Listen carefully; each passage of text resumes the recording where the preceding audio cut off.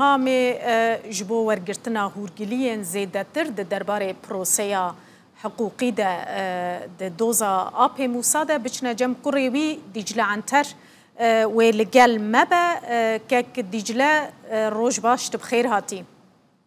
Roj baş serçava. Belê. Gelo dawî êdî li proseya hiqûqî hat li Tirkiye yan hîna rê hene ku hûn berdewam bikin hûn li dij biryarê derkevin? Belê niha li Tirkiye ev biryar danînê batalkirinê doz û dava ketiyî belê piştevîna aliyê hukukî de dîsa rê heyî ev rê jî pêşî mahkeme istinaf heyî piştevîna jî AYM yani Anayasa Mahkemesi heyî hatta davî em vê ji bo têkoşîna a hukukî em ê berdevam bikin. Tengî hukukî aliyê hukukî de hundirê Tirkiyeyê bi kut bibe biçaxê em herin ahîme.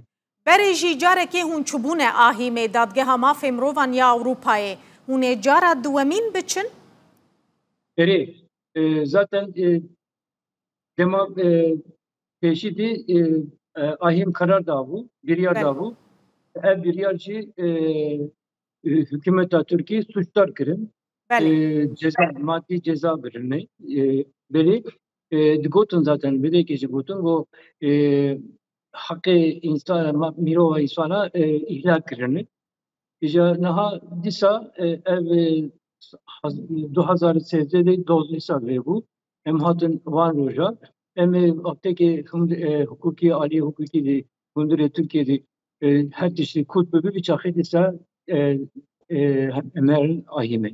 Vê carê hûn ê bi kîjan hincetan serî li ahîmê bidin yanî hûn duê baweriyê de ne proseya lêkolîn û lêpirsînê baş bi rêve neçûye darizandin baş nehatiye kirin bi kîjan hincetan hûn ê biçin?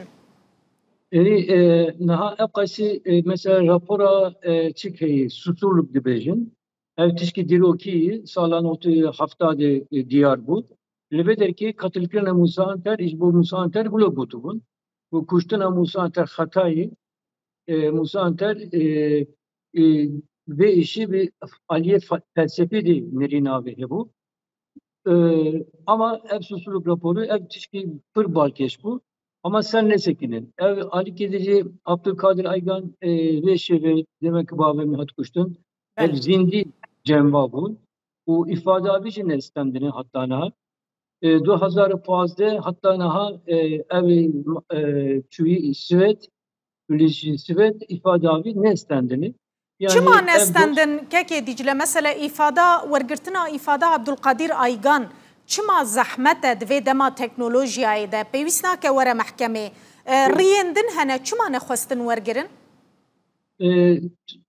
Kuştina bavê siyasî yani ne wilotê bi her hatını kuştun aliyê siyasî hatı kuştun ev biryar bir aliyê siyasî danînê bi hukukî danînê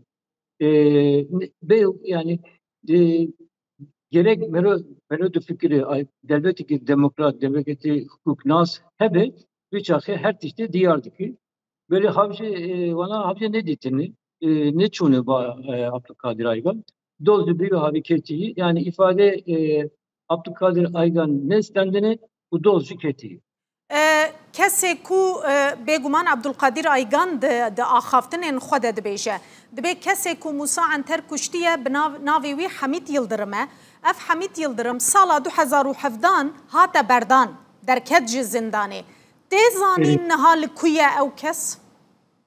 Herkes niha li dedi bir adli kontrol yani her hafta diçi imza xwe davêjî ama vê mehe îlonê pence îlonê teşkil nekiriye telbikat yerşandını dîsa neçûne mahkeme birine haftaki mahkemede bu emir rapor okabişinin ev rapor neşandını bulo sekini dava keti ev jiketi inha malavi Cizri Kumçatı vedeki kek Dîcle yani tu duê baweriyê de ye tu bixwe weke kurê Musa Enter تشخوره دبیجی اگر اف دوز نه دوزا موسا عنتر بویا لی دوزا مروفکی دم بویا نه کرد بویا و هلوستا دادگه هر اف بویا بدیتناته؟ دیتنامı بلوی روشنبره eveki li bakur dijin diji sistemi bir ev tümü daim risk avan heyki beykuştan. Yani merakari işte Uğur Mumcu merakari beci mesela Mirova hukukici Doğan Öz heyi bu katliama Sivas heyi yani Sisi kes hat Şavutan'dan bu Mehmet Sincar heyi yani Kürt gibi Türk gibi farklı ki eğer ki insan ki revşenbire insanı Türkiye dije sistemi bir tümü daim risk avan hey beykuştun. Sala peşameci se doz heyi pır balkeşi bu Türkiye. Kuştun Uğur Mumcu heyi bisti çare ocak içki.